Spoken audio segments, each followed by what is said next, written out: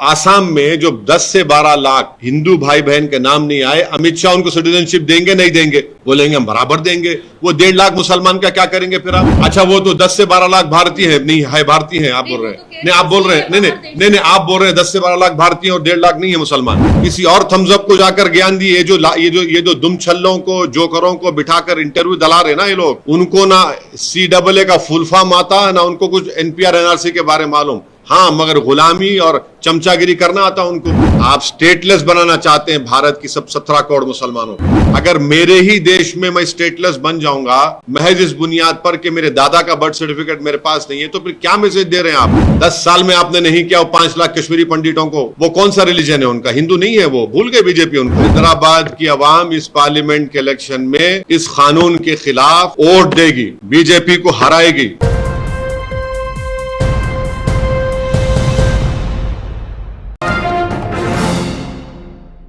मौजूदा अभी present home minister ने पार्लियामेंट में कहा था मेरा नाम लेकर कि ओवैसी जी NPR भी आएगा, NRC भी आएगा। कई टीवी के इंटरव्यूज में उन्होंने बात कही थी। तो हम ये बताना चाह रहे हैं कि CAA एक्ट को सिर्फ आप CAA से मत देखिए, इसको आपको NPR से और NRC से जोड़कर देखना पड़ेगा। और जब वो होगा तो जाहिर है उसमें सबसे ज्यादा निशाना बनेंगे मुसलमान, दलित, आदिवासी और गरीब लोग। पांचवी बात यह है कि अब आसाम में सुप्रीम कोर्ट मॉनिटर्ड एक NRC हुआ, 19 लाख लोगों के नाम नहीं आए, जिसमें से लगभग 10 से 12 लाख हमारे हिंदू भाई बहनों के नाम नहीं आए। उनको अब हेमंत बिस्वा शर्मा ये बोल रहे हैं कि CAA कानून जब इंप्लीमेंट होगा तो उन सब को सिटीजनशिप मिल जाएगी, क्योंकि उनका रिलीजन उसमें इंक्लूड हो गया।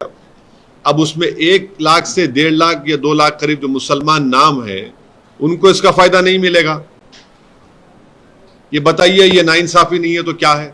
अब जाहिर है सब सारी दुनिया को मालूम कि कल तरावी की नमाज शुरू हो रही, रमजान का महीना शुरू हो रहा, तो आप लोग एक मैसेज देना चाहते थे भारत की सबसे बड़ी माइनॉरिटी को जो 17 करोड़ की है कि अब आप लोग कागज निकालने की तैयारी करिए। क्या अमित शाह पार्लियामेंट में मेरा नाम लेकर नहीं कहे थे कि ओवैसी जी NPR NRC भी आएगा?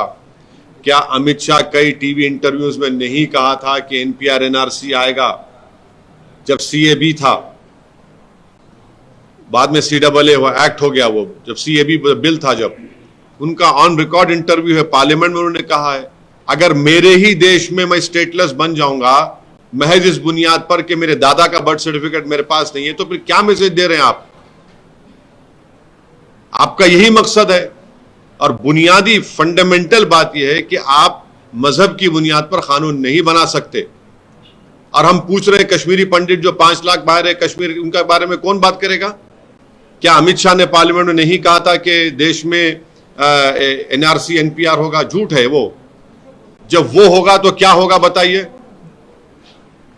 जब वो होगा तो बायोमेट्रिक डेटा लेंगे आप, लोकल रजिस्ट्रार में लिस्ट लगाई जाएगी, कोई भी जाकर ऑब्जेक्शन करेगा कि नहीं ये भारत का नागरिक नहीं है।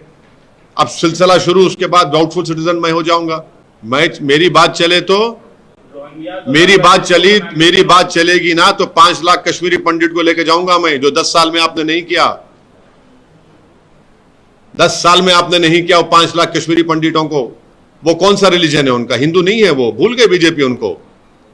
देश में ही अच्छा मेरा बस चले तो मैं पूछूंगा बर्तानिया से, भिजा दो भाई वो 10,000 इंडियंस को जो आप लोग रोक के रखे हैं।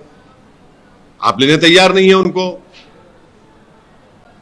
भारत जब सिक्योरिटी काउंसिल का मेंबर बनना चाहता है तो फिर रेफ्यूजीज की पॉलिसी पे क्या उनको स्टेप लेना पड़ेगा? बोलिए हमको। असदुद्दीन ओवैसी को आप दिखाते रहिए, कोई बात नहीं, मगर आप भी तो सिक्योरिटी, हम तो चाहते हैं सिक्योरिटी काउंसिल मेंबर बने। जब आप सिक्योरिटी काउंसिल के मेंबर बनेंगे तो ये सब करना नहीं पड़ेगा आपको। किसको बेवकूफ बना रहे हैं? हैदराबाद की आवाम इस पार्लियामेंट के इलेक्शन में इस कानून के खिलाफ वोट देगी, बीजेपी को हराएगी। मैं जो कह रहा हूं उन तक सुनाई देगा, आप लोग पहुंचा देंगे उनको मालूम भी हो जाएगा। उन्होंने पार्लियामेंट में ये कहा था, मेरे तरफ नाम देखकर कहा था, देख लीजिए एनआरसी होगा, एनपीआर होगा। क्यों होगा भाई, क्या मतलब उसका? यही तो आप करना चाह रहे हैं। जो मैं फिर से कह रहा हूं, आसाम में 19 लाख लोगों के नाम नहीं आए। सुप्रीम कोर्ट मॉनिटर्ड एनआरसी करने के बाद 16 कितना पैसा खर्चा किया था, 1600 करोड़। उसमें से करीब 10 से 12 लाख हिंदू भाइयों के नाम नहीं आए, उनको तो दे देंगे सिटीजनशिप आप। जो 1 से 1.5 लाख मुसलमान के नाम नहीं है, वो क्या करेगा? और हेमंत बिस्व शर्मा बोल रहे हैं कि कोई जरूरत ही नहीं है कागज की भी, तो कागज रद्दी वाले का जाएगा। वही तुम बोल रहे थे। सर, अगर कह रहे हैं कि असम में जो कुछ हुआ वो एक अलग केस है। क्या अलग केस है? नहीं, क्या अलग केस है? नहीं, कैसा बोल रहे हैं? कैसा बोल रहे हैं आप जब अच्छा, तो फिर आप ये कह रहे हैं कि एनआरसी नहीं कराएंगे देश में, आप एनपीआर नहीं होगा, सेंसस अलग है, सेंसस का एक्ट है, एनपीआर एनआरसी का सिटीजनशिप एक्ट के तहत आता। वो किसी और थम्सअप को जाकर ज्ञान दिए। ये जो दुम छल्लों को, जोकरों को बिठाकर इंटरव्यू दिला रहे ना ये लोग, उनको ना CAA का फुल फॉर्म आता, ना उनको कुछ एनपीआर एनआरसी के बारे में मालूम। हाँ, मगर गुलामी और चमचागिरी करना आता उनको। देखिए भाई, ये मसला पूरे देश का है। ये मसला सिर्फ पॉलिटिकल पार्टीज के हद तक नहीं है। बीजेपी, ये कानून अनकॉन्स्टिट्यूशनल है, मजहब की बुनियाद पर बनाया गया है। पाकिस्तान, बांग्लादेश के जो हमारे हिंदू भाई हैं, सिख भाई अफगानिस्तान के, उनको आप सिटीजनशिप दे सकते हैं। लॉन्ग टर्म वीजा दे रहे हैं, देते रहिए, उसको कोई रोक नहीं है सिटीजनशिप देने से उनको। ये आप कानून इसलिए बना रहे हैं ताकि देश में फ्यूचर में जब आप एनआरसी और एनपीआर करेंगे, आप स्टेटलेस बनाना चाहते हैं भारत की सब 17 करोड़ मुसलमानों को। आप सुनिए, मैं फिर से कह रहा हूं, ये आपने आसाम में किया, सुप्रीम कोर्ट मॉनिटर्ड, जो 10 से 12 लाख हिंदू भाई बहन का नाम नहीं आया। क्या बीजेपी उनको सिटीजनशिप देगी? नहीं देगी। जो 1 लाख से 1.5 लाख मुसलमानों का नाम नहीं आएगा, सिटीजनशिप नहीं मिलेगी उनको। ये CAA को आपको एनआरसी एनपीआर से देखकर पढ़ना पड़ेगा, नंबर 1। सेकेंडली, ये आप रिलीजन की बुनियाद पर बनाए, जो भारत के संविधान के खिलाफ है, राइट टू इक्वालिटी के खिलाफ है। ये वो रीजनेबल टेस्ट को भी पास नहीं करता ये।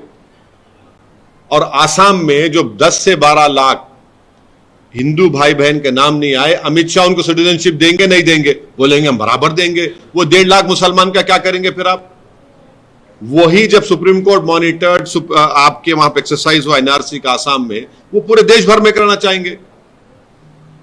क्या अमित शाह ने नहीं कहा पार्लियामेंट में खड़े होकर इस सरकार की तरफ से? क्या आपके टीवी चैनलों पर इंटरव्यू में नहीं कहा उन्होंने कि एनआरसी एनपीआर होगा? हम सुप्रीम कोर्ट में, हमारा केस है, हमने हमारे लॉयर जनाब निजाम पाशा साहब से और एडवोकेट ऑन रिकॉर्ड जनाब शमशाद साहब से मेरी बात हुई है।